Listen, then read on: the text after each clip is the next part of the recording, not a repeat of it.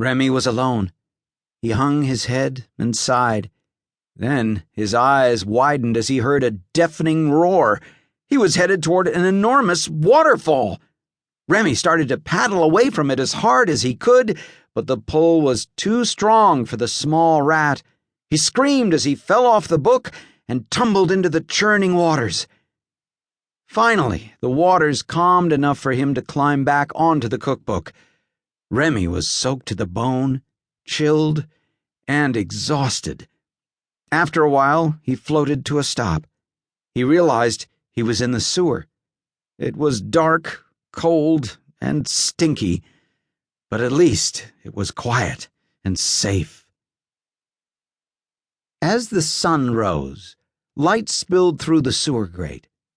Remy flipped through the pages of his beloved cookbook, trying to dry them.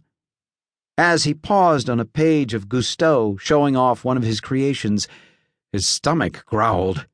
Remy sighed.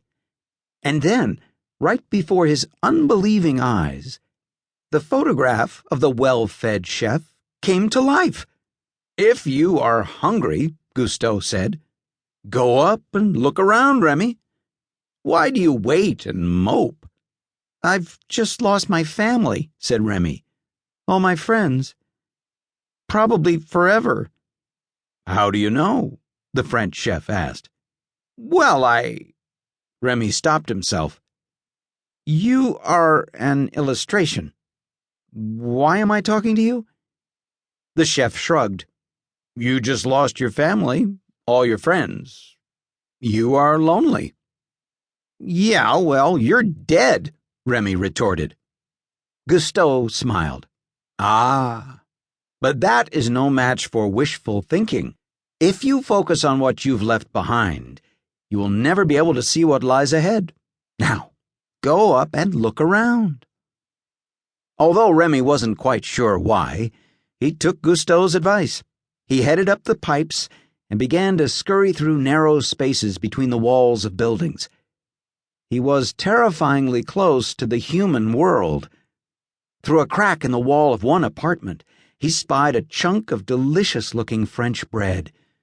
Nearly woozy with hunger, he grabbed it and prepared to take a bite. "What are you doing?" Gusteau was back. Remy was so startled he nearly dropped the bread. "I'm hungry. I don't know where I am, and I don't know where I'll find food again." Gusteau shook his head. "Remy, you are better than that.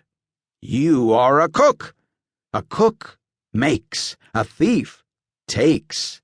You are not a thief." Remy put the bread back. "But I am hungry," he said. Gusteau laughed. "Food will come, Remy. Food always comes to those who love to cook." Then he vanished again. Remy shook his head. What a strange hallucination. He traveled up a pipe on the side of a building. Just when he thought he could go no farther, he emerged on a rooftop. And what an amazing view awaited him. He blinked in disbelief as he took in the Paris skyline. "Paris?" Remy said when he finally could speak. "All this time I've been underneath Paris? Wow! It's beautiful." "The most beautiful," said a voice. Remy spun around.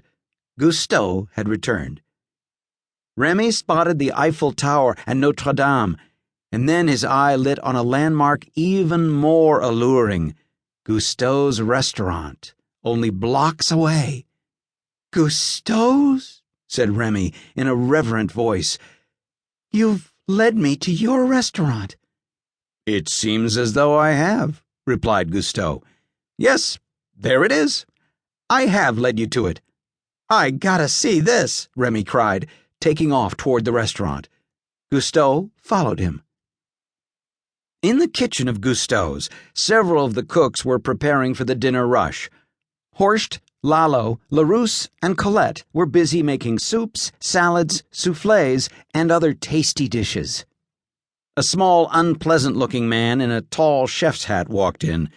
It was Skinner, the head chef. "Hey, boss," said Larousse, excitedly. "Look who's here.